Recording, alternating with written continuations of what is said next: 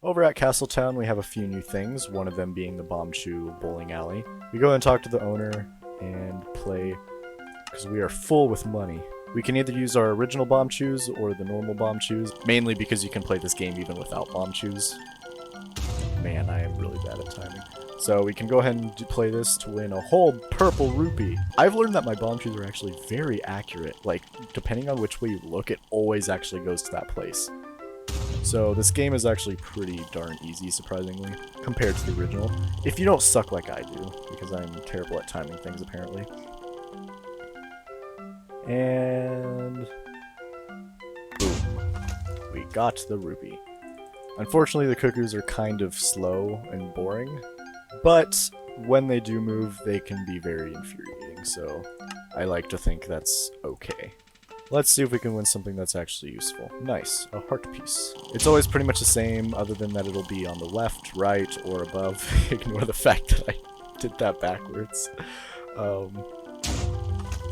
It's always random for that second one. The first and last one, though, are always the same. I failed to get the heart piece. So this game is actually pretty darn easy, surprisingly. Hey, the bomb bag. Okay, that's the only other thing that's actually important to show off. So if you win this minigame, you can get a heart piece, money, or a bomb bag. Or some other stuff like bombs and Bombchus, but those aren't really that cool. Boom!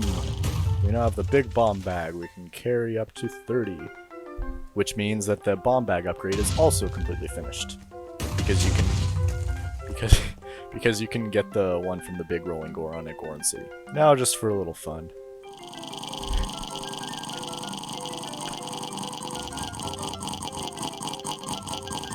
Ah, yes. Oh, God. Ah!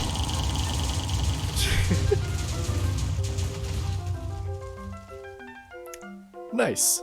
Let's continue on. It's gotta be night for this one to work. We head on in, and we have the treasure shop. We go ahead and grab the first key, and enter the minigame. We have 2 chests. Now, just to annoy you, I'm gonna show you that these chests are offset.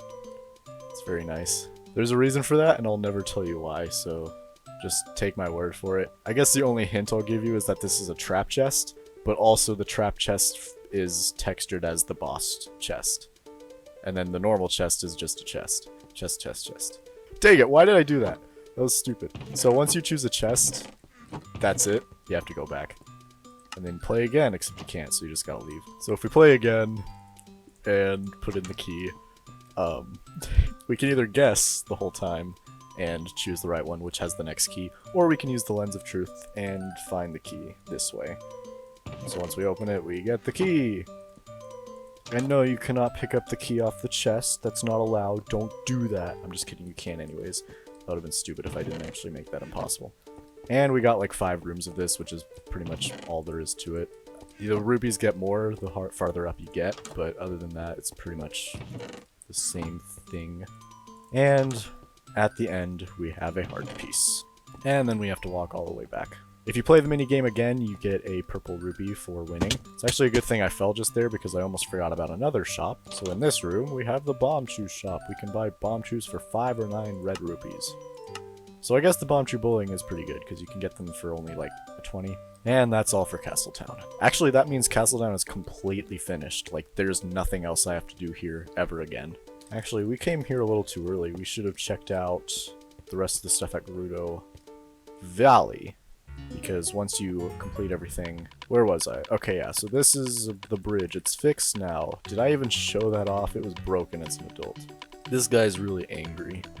But anyway, well, actually he's pretty happy. He's happy because all his friends got together. Blah, blah, blah. They got all things to say. But the most important is this guy. He wants to race. So let's race. Flying owl, don't worry about it. It's because I'm an adult preemptively. I fell. Dun. He's not here. Why isn't? What? It's not even a visual error. Why am I whispering? Or am I just like losing my voice? Hello. What? It wasn't a visual. It wasn't a visual error, and yet it also... I don't know. Let's talk to him. Cool, we won. But you don't get anything. And even if you lose, he's just like, you failed. So, you know, that's that. If we talk to the running man again, he's like, oh, you want to beat it? Wow, did I actually get 1-1-1-1? Well, he did, I guess.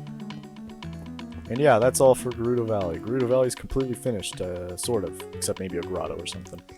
And that's pretty much it. I'm going to go over a few more things that are not really new, but some people wanted to see them in action and how they worked, so I'll go ahead and be showing those. But first, let's check out the Haunted Wasteland as of right now. Here we are. Very big. I think this is just, if not bigger, than Hyrule Field.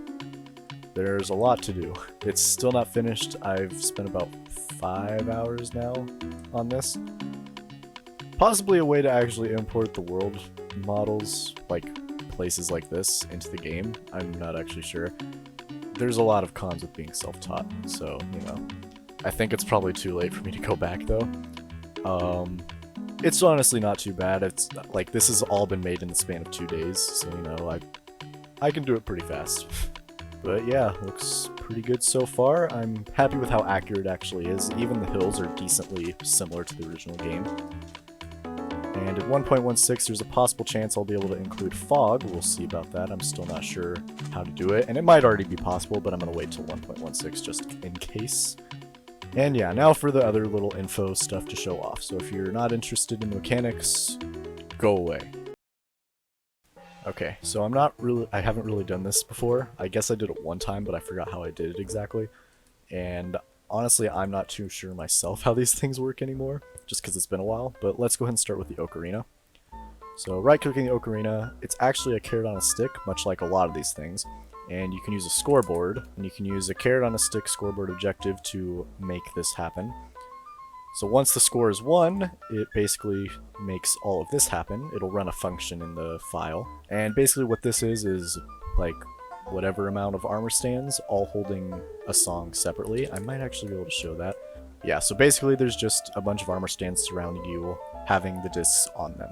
Once this happens, I add another scoreboard that tests if the player jumps, that way it can get rid of the songs. Once we right-click a song, it tests for that song in our inventory and plays it and then clears everything. Finally, teleporting songs take us to the certain place. I guess the cutscene started. Okay, so here's the actual area that all the Ocarina of Time stuff works, specifically the Ocarina, so we'll show off the commands. These are basically just like normal commands that you'd have in the command block. I'm not going to go into data packs just because that's way too much information to talk about.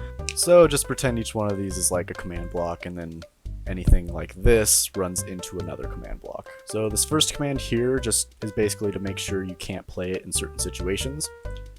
And it does this by using this function, which is right here, and it runs all of this. So it clears slowness, which is what makes you not able to move, kills the ocarina stands, clears all the discs, gives you the ocarina if you don't have it, and removes the song ability. An added thing to this is if you right-click it while in one of these places that you can't use it, it'll let you know. In another area here, we have what actually tests for when you right-click it the first time while holding it. Basically, it just tests for a few things and then makes sure to run the function, or the file, which is right here. So it gives us slowness, clears the ocarina from our hands. If we don't have any songs, it'll say no songs learned yet. And then it summons all the armor stands with the info needed. This is pretty outdated. I don't need any of this information actually anymore.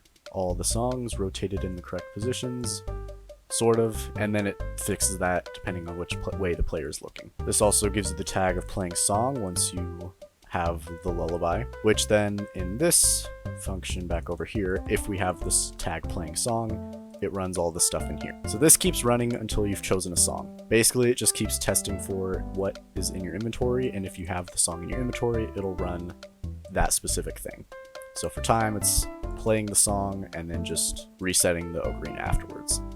If there's anything that needs to be done, such as time blocks, then I can run that specifically at a certain temple, which is just testing if the player's in a certain area, if they're holding the song, and then run the function. And that's pretty much it for the ocarina. You choose a song, it says something, like not done yet, great, and then plays the song and then resets it afterwards. The second request to see how things work is teleporting, which is actually a pretty cool transition from the ocarina because we have teleport songs. In small areas, there's just an instant teleportation and that's it, with the inclusion of enemy spawns, loot tables, and other things. But something that I had recently, which is what they wanted to learn about, was the loading screen. And you might be asking, loading screen? What? Why? Gross. But it's pretty much just this. Done.